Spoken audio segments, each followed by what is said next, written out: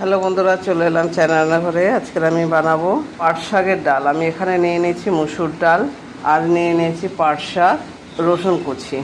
এখানে ডাল সিদ্ধ বসিয়ে দিয়েছি আমি। ডাল সিদ্ধ হয়ে গেছে, কেটে রাখা টমেটো। এবার এতে দিয়ে দেবো হলুদের গুঁড়ো, স্বাদ মতো লবণ। এবার এতে দিয়ে দেবো দিয়ে রাখা পাট শাক।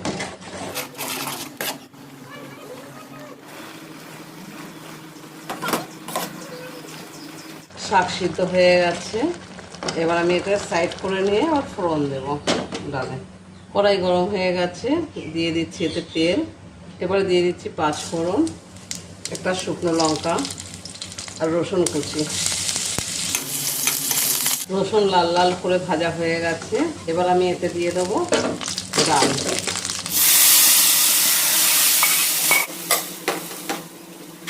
আমার রান্না কমপ্লিট। তোমরা অবশ্যই একবার এইভাবে বানিয়ে খাবে। যদি ভালো লাগে আমাকে কমেন্টে জানিও। আমার চ্যানেল থেকে লাইক শেয়ার করে দিও।